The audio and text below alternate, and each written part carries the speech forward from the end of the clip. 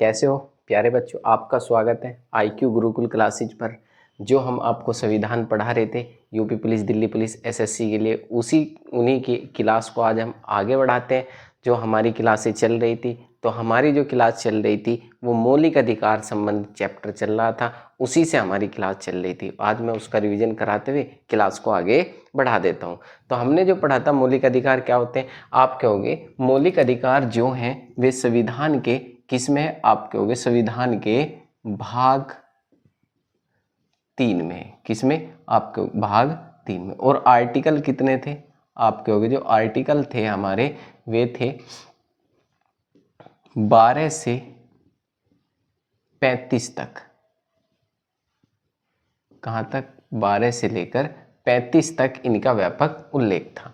तो ये जो हमारे आर्टिकल थे इन पर हम चर्चा कर रहे थे, एक एक आर्टिकल को हम अच्छी तरीके से पढ़ रहे थे। तो हमारा जो पहला आर्टिकल आता है उसे कहते हैं हम 12। इसमें थी राज्य की परिभाषा। राज्य किसे कहते हैं मैंने बताया था।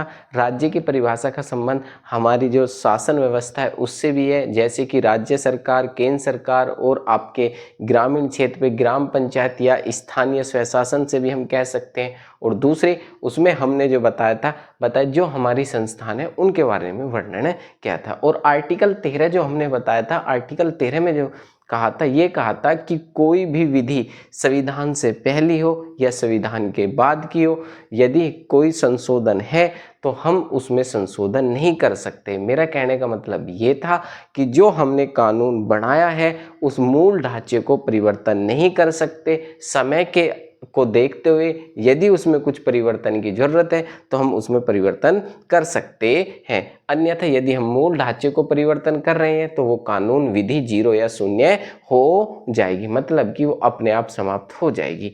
और आपका पहला मौलिक कर्तव्य आया था जिसको हम कहते हैं समानता का मौलिक अधिकार।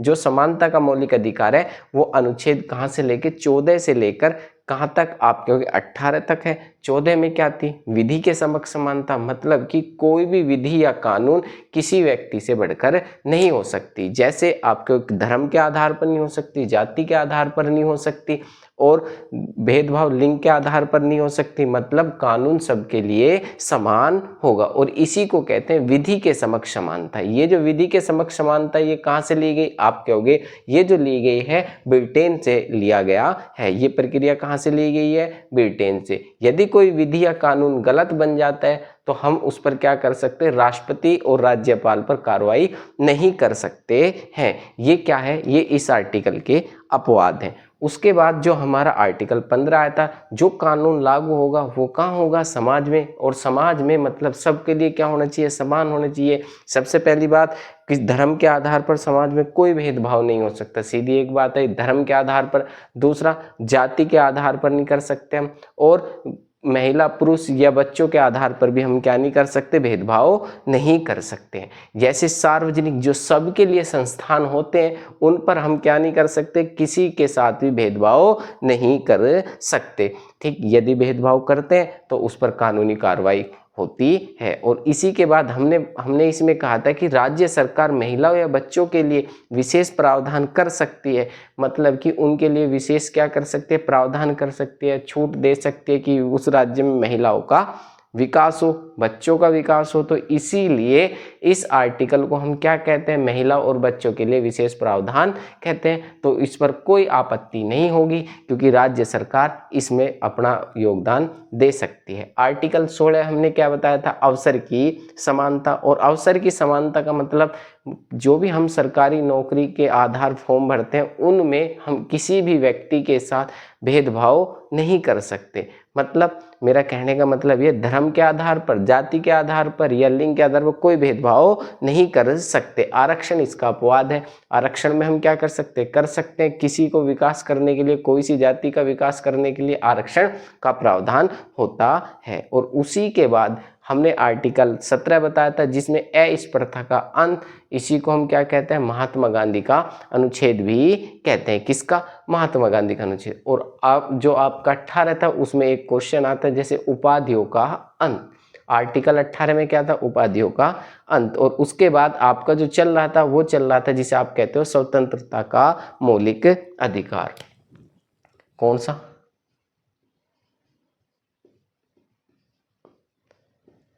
स्वतंत्रता का मौलिक अधिकार।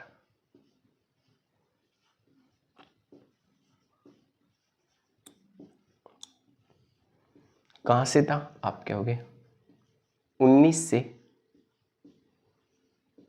22 तक। इसमें हमको बताया गया था कि 19 से लेकर 22 तक जो भी है हमारी कैसे कौन कौन सी स्वतंत्रता होनी चाहिए, इसका वर्णन हमने किया था। तो कल हमने एक आर्टिकल पढ़ा था 19, जिसे आप कहते हो आर्टिकल या अनुच्छेद, कौन सा? 19 पढ़ा था। और इन 19 में एक बात लिखी थी, विचार एवं अभिव्यक्ति की स्वतंत्रता।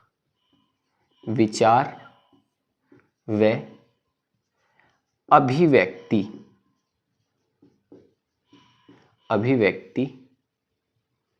की स्वतंत्रता।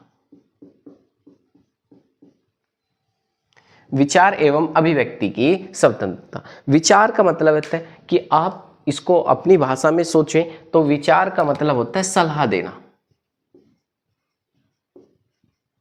अभिव्यक्ति मतलब जो व्यक्ति देगा, मतलब कि हम किसी भी व्यक्ति को सलाह दे सकते हैं, तो सलाह फ्री है, कोई भी आके दे सकता है। तो इसमें क्या विचार एवं अभिव्यक्ति की शब्द। इसी में एक आर्टिकल या अनुच्छेद पूछा जाता है, इंपोर्टेंट आर्टिकल था, जिसे आप कहते हैं 19 फर्स्ट का ए। 19 फर्स्ट का ए। इसी में क्या कहते हैं? आप कहोगे प्रेस की स्वतंत्रता।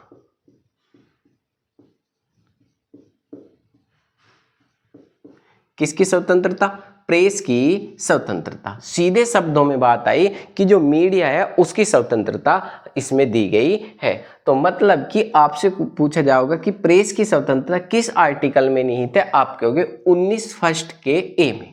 यदि आपसे पूछा जाता है 19 में क्या है, तो आप कहोगे विचार एवं अभिव्यक्ति की स्वतंत्रता 19 में है। और इसी के ऐसे भाग लेकर कितने थे? आप कहोगे जी तक इसका व्यापक उल्लेख था, जो मैं पिछली वीडियो में आपको बता चुका। और इसी के बाद हमने 19 के 19 पढ़ाए थे। जो आज हमारा आर्टिकल चलना है वो चलना है आपका, जिसे आप कहते हैं 20। अनुच्छेद क्या चलना है? 20। और इसमें है अपराधों की दोष सिद्धि या अपराधों की दोष सिद्धि। ठीक, इससे संबंधित दो आर्टिकल हैं, एक तो आपका 20 और एक आपका 22। एक आर्टिकल आपको 22 भी मिलेगा, यहीं से संबंधित इसका अंतर होगा। सबसे पहले आप अपराध करोगे या गिरफ्तारी। जब अपराध करोगे तो आपको गिरफ्तार भी किया जाएगा, तो सबसे पहले आप अपराध करोगे, उसके बाद गिरफ्तारी होगी। तो इसीलिए 20-22 बाद में आता है, तो इसमें गिरफ्तारी है। 20 पहले आता है, इसलिए इसमें क्या है? अपराध है। ये बात क्लियर होगी कि पहले हम अपराध करेंगे। यदि आपको आता है 20, आर्टिकल 20 में क्या है? अपराध की दोष सिद्धि। यदि इसी में आ जाता है आपका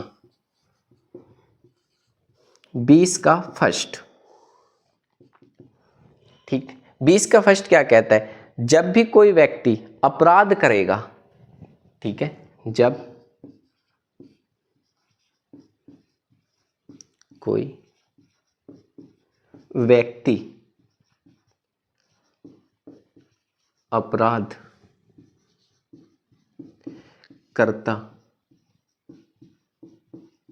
मिलेगा। यदि अपराध करता मिला तो तब तक हम उसको अपराधी नहीं कह सकते, जब तक उस पर अपराध सिद्ध न हो जाए। मतलब मेरा कहने का मतलब ये है कि 20 आर्टिकल ये कहता है कि जब भी कोई अपराधी अपराध करते हुए आपको मिलेगा, तब तक हम उसको अपराधी नहीं कह सकते, कि जब तक वो उस पर अपराध सिद्ध न हो जाए। पहली बात ये। यदि इसी का दो भाग मिलेगा, यदि उस पर अपराध सिद्ध हो गया तो उसको हम क्या कर सकते हैं? एक बार अपराध पर, मतलब कि एक अपराध पर 2 बार क्या नहीं कर सकते? हम सजा या दंड नहीं दे सकते।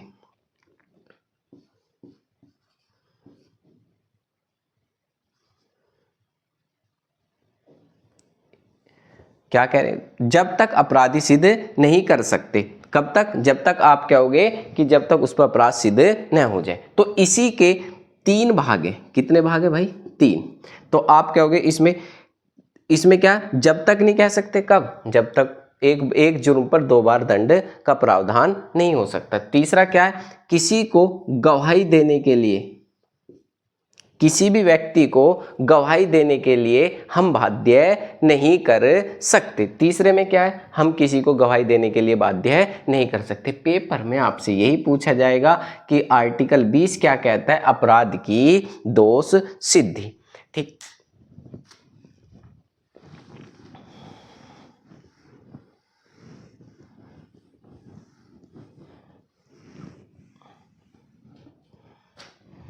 इसके बाद जो आपका आर्टिकल आता है या अनुच्छेद 21, ये सबसे इंपॉर्टेंट अनुच्छेद है। इस अनुच्छेद में क्या है, आप कहोगे प्राण व देह का सिद्धांत। प्राण व देह का सिद्धांत, इस आर्टिकल, अब ये हमारे जीवन से संबंधित है। किससे संबंधित है? जीवन से, जीवन से संबंधित है। किससे संबंधित है? जीवन से। सीधी सी बात आ गई, प्राण व देह का सिद्धांत जो है वो हमारे जीवन से संबंधित है। यदि हम इसको अपने पर लेकर सोचे तो इसके सारे पॉइंट क्लियर हो जाते हैं। ये आर्टिकल कभी समाप्त नहीं होता, कभी समाप्त नहीं होता।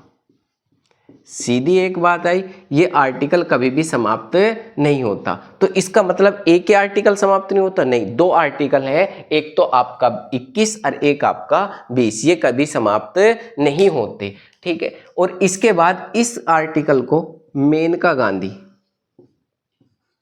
मेनका गांधी का अनुच्छेद कहते हैं। मेनका गांधी का अनुच्छेद कहते हैं। इस आर्टिकल की खास बात क्या है? इस आर्टिकल में जो खास बात यह है कि हम किसी भी व्यक्ति का डीएनए टेस्ट नहीं करा सकते, जबरदस्ती नहीं डीएनए टेस्ट नहीं करा सकते। आपको पूर्ण स्वतंत्रता है। यदि कोई तुम्हारा जबरदस्ती डीएनए टेस्ट कर रहा है तो आर्टिकल 21 का उल्लंघन कर रहा है। सरकार करा सकती है, सरकार करा सकती है। यदि सरकार के विरुद्ध जाने लगो कि हमारा डीएनए टेस्ट नहीं, सरकार इसका करा सकती है।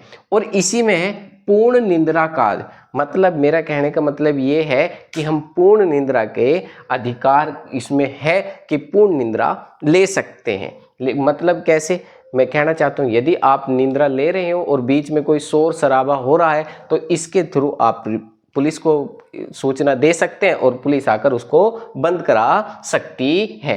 तो इसका मतलब पूर्ण निंदा का अधिकार इसी आर्टिकल में है। जीवन से यदि हम चाहते हैं, यदि हम देखना चाहते हैं कि आर्टिकल 21 क्या है, यदि जेल के अंदर कैदियां हैं उनको हम लोहे की पेगड़ियां डालते हैं तो वो भी नहीं डाल सकते। जेल के अंदर उनको हथकड़ियां या लोहे की पेगड़ियां नहीं डाल सकते। सब 21 का ही क्या है, आप कहोगे आर्टिकल 21। इसमें पशुओं के लिए भी, पशुओं के लिए प्रावधान है। मतलब कि हम पशुओं का उत्पीड़न नहीं कर सकते, मतलब कि पशुओं को मारपीट नहीं कर सकते। ये कहाँ है, आप कहोगे आर्टिकल 21। मतलब कि जीवन के लिए जितने भी सुविधा होनी चाहिए वो आर्टिकल 21 में है। यदि कोई आपका फ़ोन देख रहा है, आपकी इच्छा नहीं है, वो चेक इन कर रहा है, तो उसके यदि तुम नहीं चाहते तो आर्टिकल 21 लागू होता है कि आपकी इच्छा के विरुद्ध कोई आपका फ़ोन को चेक नहीं कर सकता। ठीक है, सारी सुविधा किस में है, आप कहोगे आर्टिकल 21 में है। तो इसके बाद आप क्या कहोगे, पूर्ण अधिकार मिलते हैं 21 में। अब यहीं पर एक आर्टिकल जोड़ा गया 21 का फर्स्ट या 21 का ए। 21 का ए का संबंध किससे है, आप कहोगे 21 जो आर्टिकल है, पहली बात तो ए का मतलब है जोड़ा गया। कौन सा? आप कहोगे आर्टिकल या अनुच्छेद 21 का ए। जब संविधान में जोड़ा गया तो इसका मतलब इसमें संशोधन किया गया होगा। जब संशोधन के तहत इसको जोड़ा गया होगा तो इसमें एक पहला संशोधन किया 86वां संविधान संशोधन, मैं इसको SS कर रहा हूं, संविधान संशोधन 2002 में। पहले क्वेश्चन बनता है कि बताओ आर्टिकल 21 कब जोड़ा गया? आप कहोगे 86वें संविधान संशोधन के तहत 2002 में इसको जोड़ा गया है। और उसी के बाद जैसे ये आर्टिकल जोड़ा गया, इसमें क्या है, आप 6 से 14 वर्ष के बच्चों को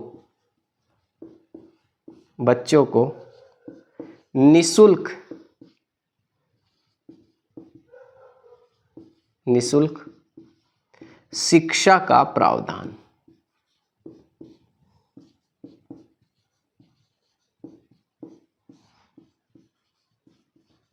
किया गया है। 6 से 14 वर्ष के बच्चों को निःशुल्क शिक्षा का प्रावधान किस आर्टिकल में किया गया? आर्टिकल 21 के ए, या आपको पेपर में भाई इसकी एक ही जगह कै भी मिल सकता है, तो आप कहोगे 21 ए या 21 के कै में कब जोड़ा गया? आप कहोगे 86वें संविधान पूर्ण रूप से लागू कब हुआ? आपसे क्वेश्चन पूछा जाएगा यूपी में, यूपी पुलिस के पेपर देने जा रहे हैं तो वहां पूछा जाएगा कि बताओ उत्तर प्रदेश में ये पूर्णतः लागू कब हुआ? तो आप कहोगे 2010 में ये पूर्णतः लागू हुआ उत्तर प्रदेश में। उत्तर प्रदेश में कब लागू हुआ? आप कहोगे 2010 में। मेन बात क्या है, यहाँ से निकल के एक कहानी आई कि आर्टिकल 21 में भी यही प्रावधान है और आर्टिकल 45 में भी यही प्रावधान है, ठीक। और दूसरा आप कहोगे एक आर्टिकल और आगे पढ़ोगे 51 फर्स्ट के, आप कहोगे किसमें? आप कहोगे 11 में भी यही प्रावधान है। मतलब 11 को हम क्या कह सकते हैं? के, आपको के भी मिल सकता है। ऐसे तीनों में एक ही बात है, क्या? आप कहोगे 6 से 14 वर्ष के बच्चों को निःशुल्क शिक्षा का प्रावधान। यदि तीनों ही ऑप्शन में आ जाते हैं, हाँ एक बार आए थे 45 भी था और 21 भी था, तो क्वेश्चन पे आपको ध्यान रखना कि यदि वहां मिले 6 से 14 वर्ष के बच्चों को निःशुल्क शिक्षा का अधिकार, यदि अधिकार की बात की जाती है तो वो आपसे मौलिक अधिकार पूछना चाह रहा है। यदि वहां अधिकारों की बात नहीं की जाती, कर्तव्य की बात की जाती है, तो आपसे 51 फर्स्ट का के पूछना चाह रहा। यदि इन दोनों की बात नहीं की जाती तो फिर आपसे वो 45 आर्टिकल 45 पूछ रहा है, ठीक है।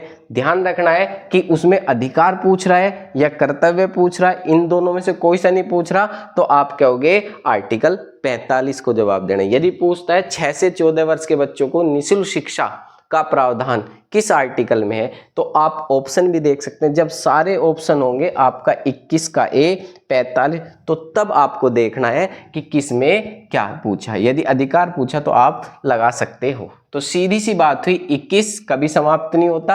आप कहोगे ये समाप्त हो जाता है। 21 का कब जोड़ा गया? आप कहोगे 86वें संविधान संशोधन के तहत जोड़ा गया था। और उसके बाद 6 से 14 वर्ष के बच्चों को निःशुल्क शिक्षा का प्रावधान, और इसी के बाद उत्तर प्रदेश में कब लागू हुआ? 2010 में लागू हुआ। अगले आर्टिकल पे चलते हैं।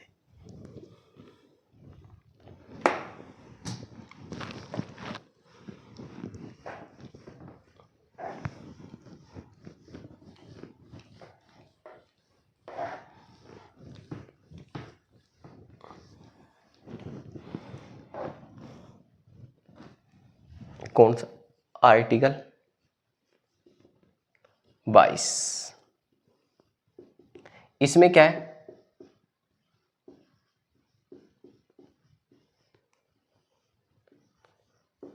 के विरुद्ध अधिकार। इसमें इस आर्टिकल में गिरफ्तारी के विरुद्ध अधिकार, कैसे गिरफ्तारी की जा सकती है इसमें। अब इसमें यदि आपसे 22 पूछा है तो गिरफ्तारी के विरुद्ध अधिकार है। यदि आप कांस्टेबल पे जा रहे हो तो पेपर देने, तो आपसे इतना ही पूछा जाएगा कि आर्टिकल 22 में क्या है, गिरफ्तारी के विरुद्ध किस आर्टिकल में, तो आप कहोगे आर्टिकल 22।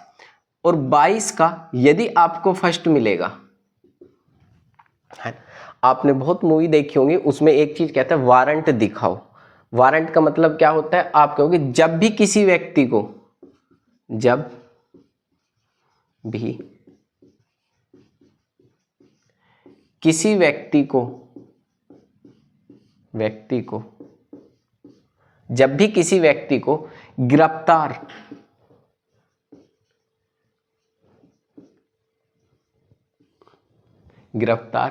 करते हैं, गिरफ्तार करते हैं तो उसे उसका कारण बताना होगा।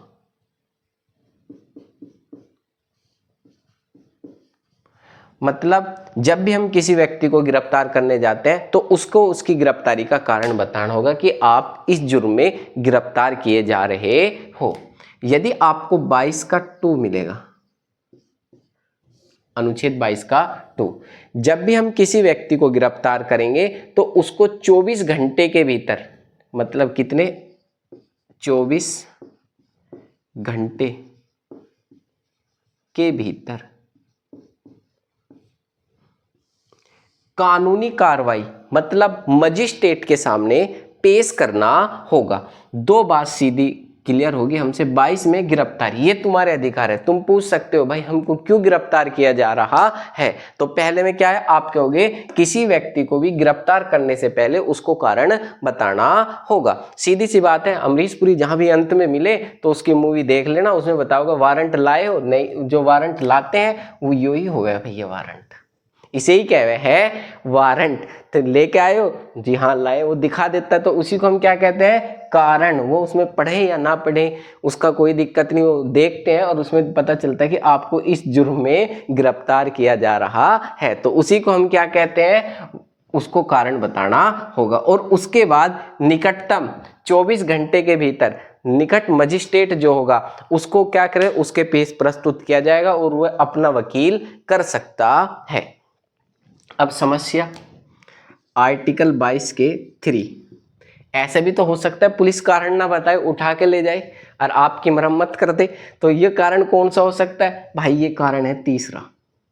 यदि हमें ऐसा लगे कि आप आतंकवादी गतिविधियों में लिप्त हो और होने के कारण उसमें आपको ना तो पुलिस पहले वाले आर्टिकल पे कार्य करेगी, ना दूसरे वाले पे, और तीसरे वाले पे उठाकर ले जाएगी। ये क्या कहता है, ये कहता है यदि तुम देश विरोधी कार्यों में हो तो आपको ना तो गिरफ्तारी का कारण बताया जाएगा, ना निकटतम मजिस्ट्रेट के सामने प्रस्तुत किया जाएगा, और इसमें आतंकवादी गतिविधियों से आपको उठाया जाएगा और 3rd डिग्री अप्लाई की जाएगी।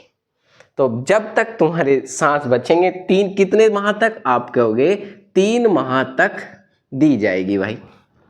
जैसे ही 3 माह तक इन्हें 3rd डिग्री दी जाएगी, देने के बाद जो आप बच जाओगे तो उसके बाद कहानी में 24 घंटे के अंदर निकट मजिस्ट्रेट के सामने पेश। यदि आपको शक के तौर पर उठाया जाता है, शक मतलब उन्हें शक है कि तुम आतंकवादी गतिविधियों में विलुप्त हो, तो इस पे आप पर क्या की जाएगी, ना तो पहले ये फर्स्ट वाला और ना ही दूसरे वाला, दोनों ही लागू नहीं होंगे। उसको आप गिरफ्तार किया जाएगा और 3 माह की 3rd डिग्री दी जाएगी, और देने के बाद उसका गुनाह बताया जाएगा कि भाई कितने समय तक, मतलब आपने ये गुनाह किया है या ये अपराध किया है, और आप भारत में कहीं पर भी वकील कर सकते हो, आप इसकी कार्रवाई कर सकते हो। तो आपका 22 कंप्लीट हुआ।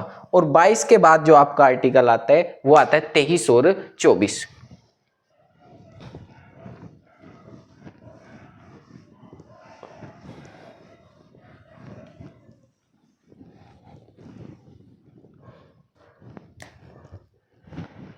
अगला शोषण, शोषण के विरुद्ध अधिकार, शोषण के विरुद्ध अधिकार। कौन से आर्टिकल में? 23 से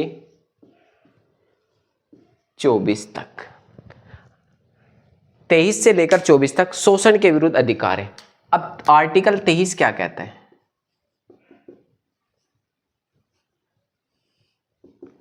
किसी भी व्यक्ति से, किसी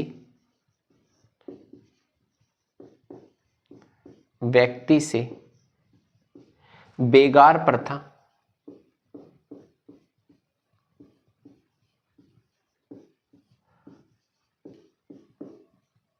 बलात्श्रम या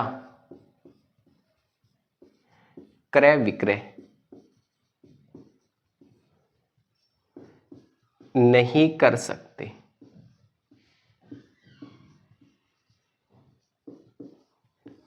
इसमें आप क्या होगे? किसी भी व्यक्ति से बेगार प्रथा, बलात्श्रम और उसके बाद क्रय विक्रय नहीं कर सकते। बेगार प्रथा क्या होती है?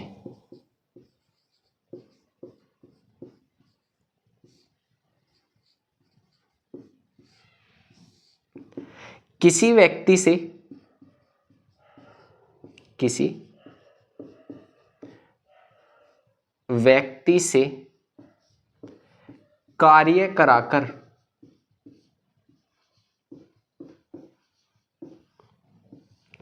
उसका हक न देना,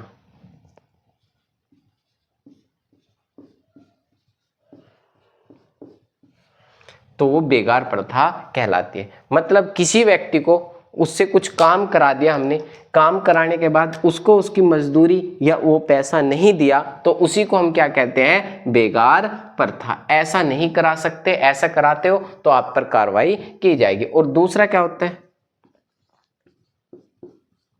बलात्श्रम।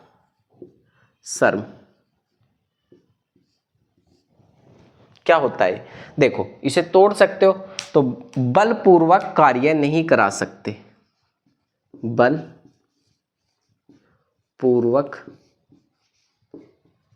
कार्य नहीं करा सकते। यदि किसी व्यक्ति की कार्य करने की इच्छा नहीं है तो उससे हम क्या नहीं करा सकते? आप कहोगे बलपूर्वक कार्य नहीं करा सकते हैं। तो सीधी सी बात हुई कि उस व्यक्ति से हम क्या नहीं करा सकते? आप कहोगे उस व्यक्ति से बलपूर्वक कार्य नहीं करा सकते हैं। तीसरा क्या है? क्रय विक्रय।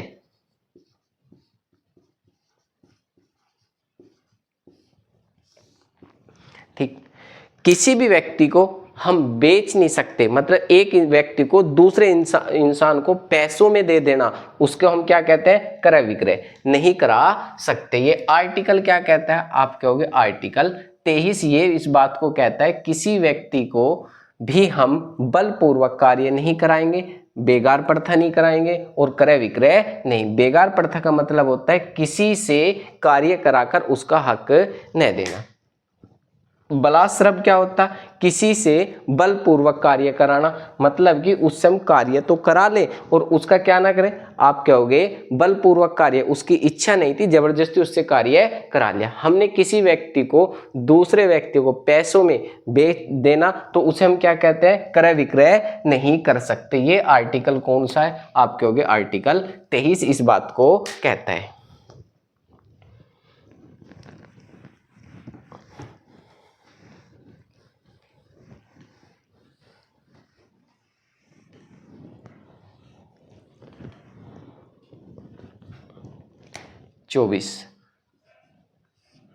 चौबीस क्या कहता है? 24 कहता है 6 से 14 वर्ष, 6 से 14 वर्ष के बच्चों को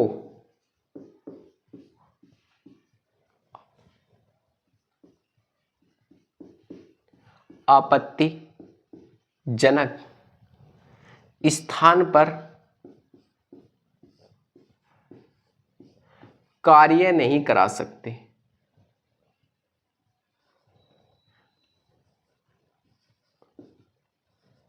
कार्य नहीं करा सकते।